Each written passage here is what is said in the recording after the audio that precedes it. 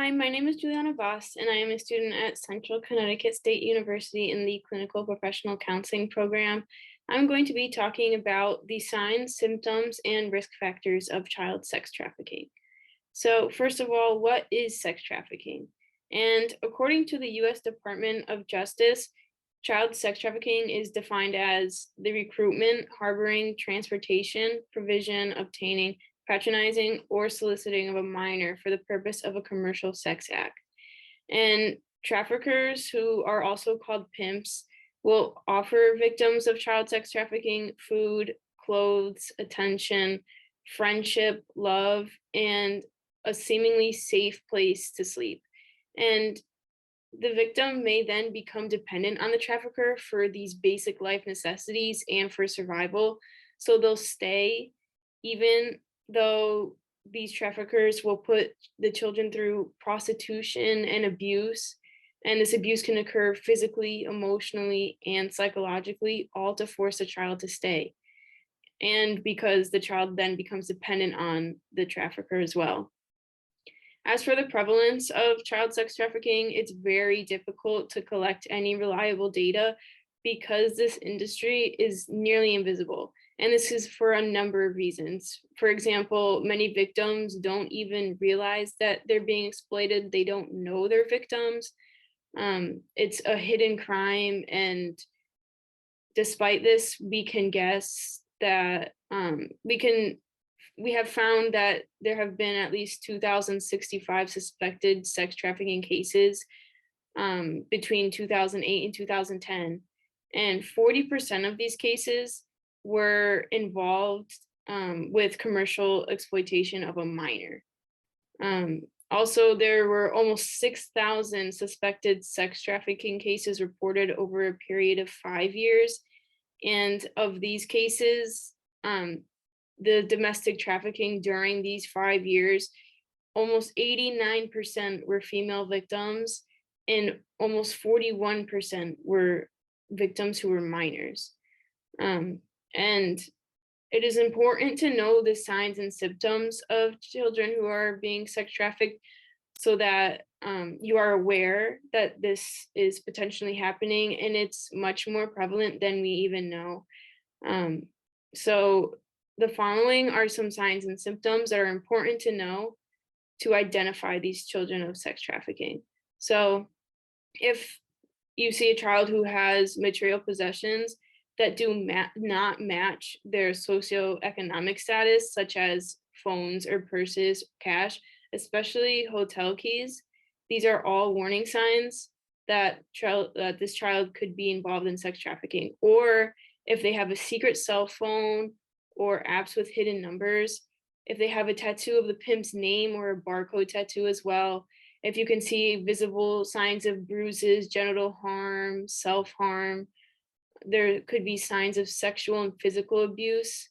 If the child has chronic medical, dental, or STDs, if they have bulk sexual paraphernalia, if they have housing insecurity, and especially if they have run away in the past. Chronic running away is a huge indicator of child sex trafficking.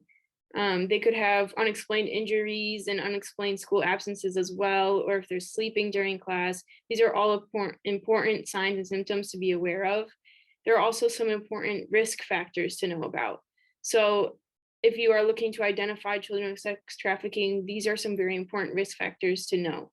The following are sexual and gender minority status, if they are homeless, if they're run away from home, like I said, or if they are being thrown away, if they are from a low socioeconomic status, if they are dealing with mental health issues or substance abuse, if they have been involved in child protection and juvenile detention, or if they have experience with child abuse, whether that's sexual, emotional, or psychological, if they have experienced maltreatment and neglect in childhood, if they have parents who use substances, or if they have parents who have emotional and mental health problems, parents who have been arrested, have relationship problems, experience of family violence.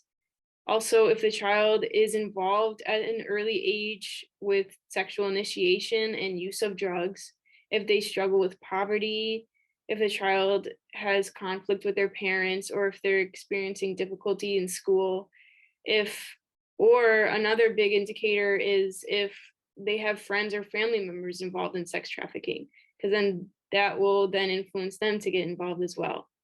There are also some severe consequences for children who experience sex trafficking, and these include weight loss and poor nutrition.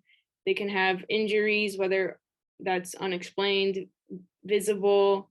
They can also deal with depression, post-traumatic stress disorder, and other mental health disorders. They may also abuse substances. They could have sexually transmitted infections, HIV, unplanned pregnancies. They could be dealing with the effects of having an unsafe abortion as well. They could also deal with high levels of stress and physical trauma.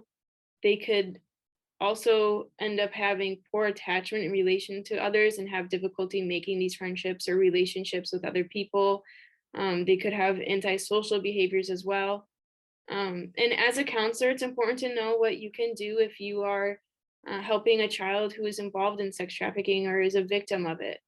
It is important to build rapport and develop a therapeutic relationship with your client so that you're able to ask the tough questions and build this sense of trust that maybe this child is lacking or they haven't had before.